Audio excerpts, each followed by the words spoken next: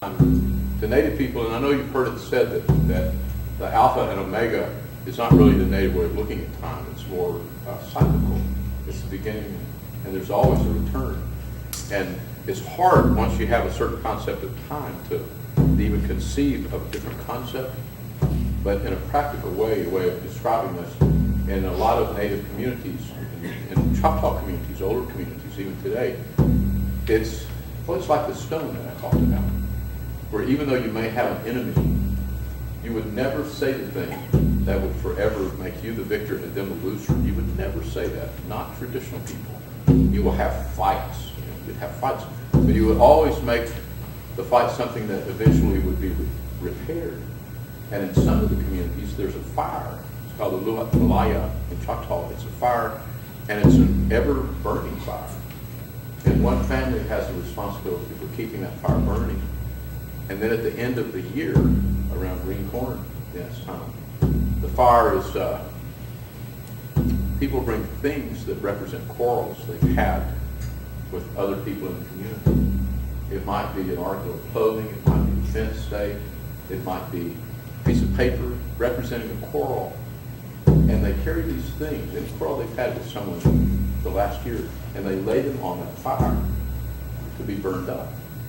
And then with the ashes from the old fire ignites the new fire. And time begins again. Clean, slate completely clean. And it's a concept of forgiveness, and it wraps in with the cycle of time. That there's always, and I've seen people stand over graves. Chipisolachi. There's no word for goodbye in Choctaw. And I think that's true in all native languages. No word for goodbye.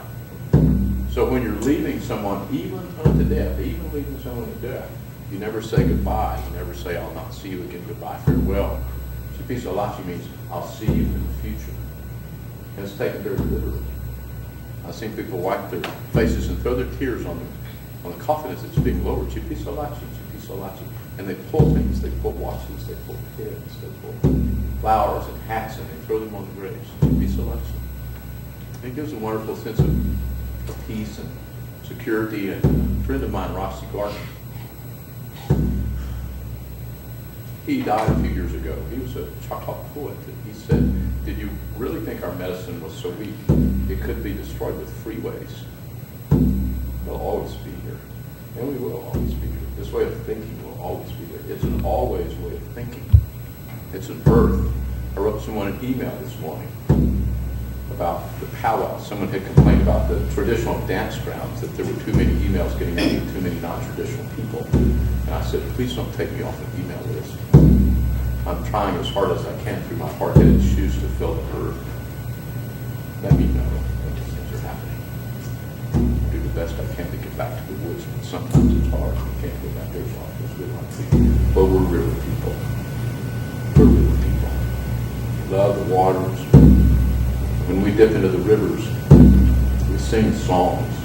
In English, those old sacred songs, but something else is happening too. There's a marriage with something else.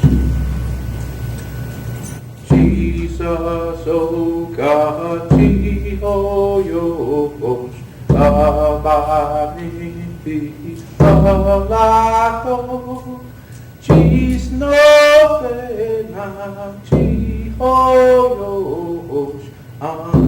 Faladi, Yanto.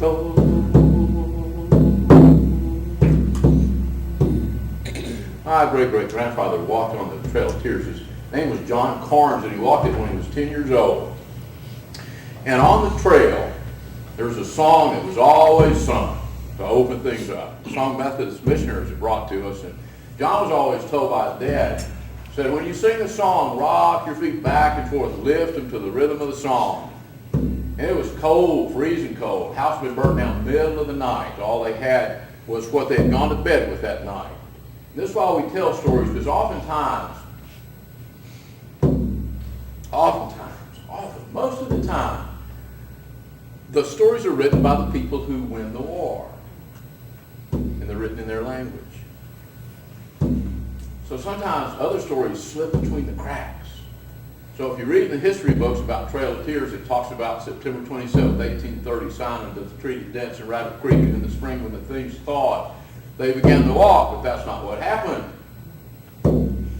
People that wanted that land, wanted that cotton near the river land, they started burning down homes in the middle of the winter, sending people to the woods to wait there and live or die until the wagons finally came around and things thawed out.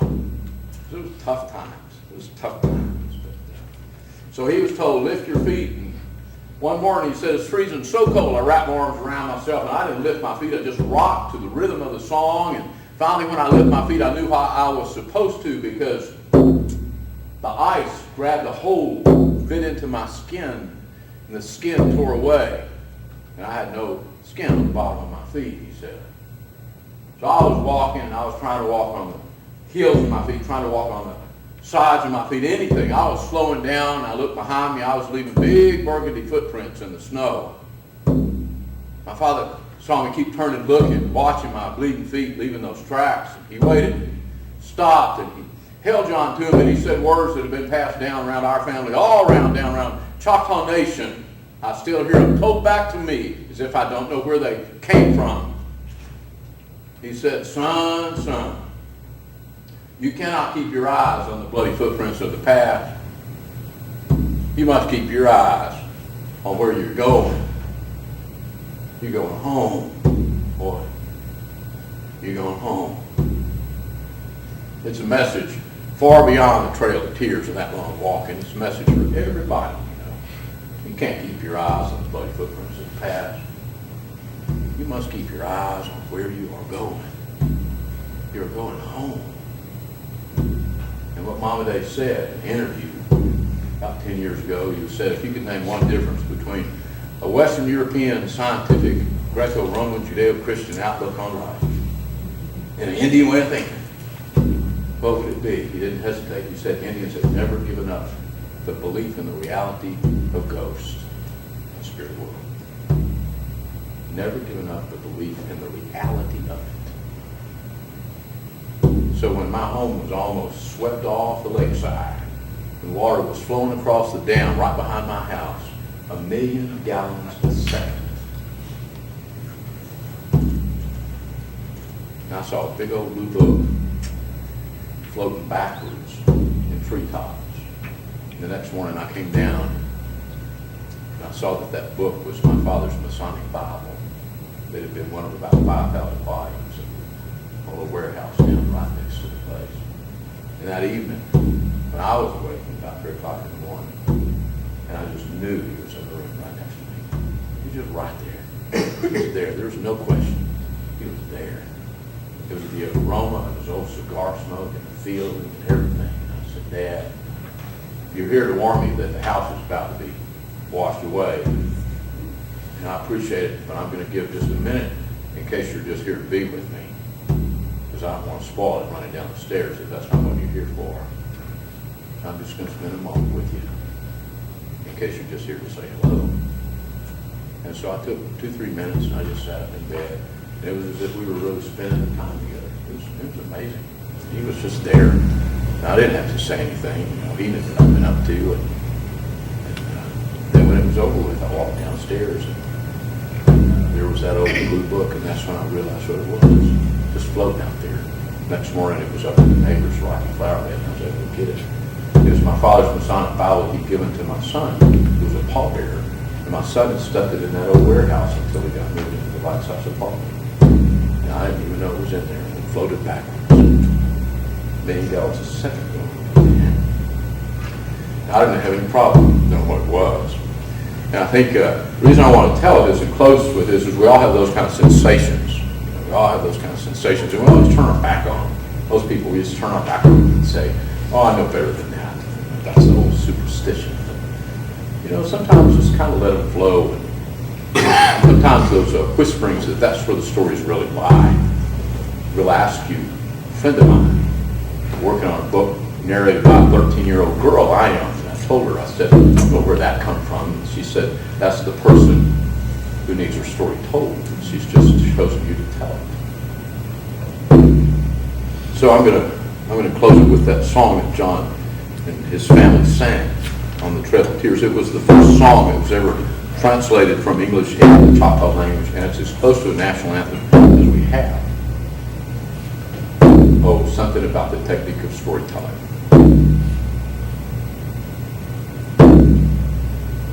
Just tell the truth as you know what to do.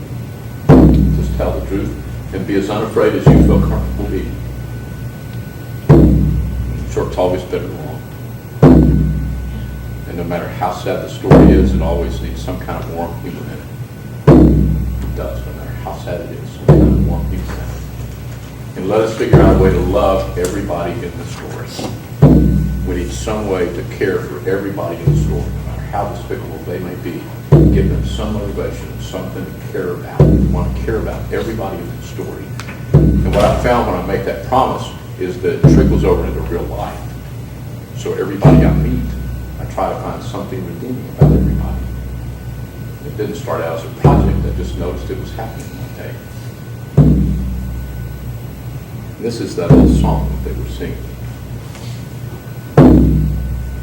She gon' fish holy though by is me people like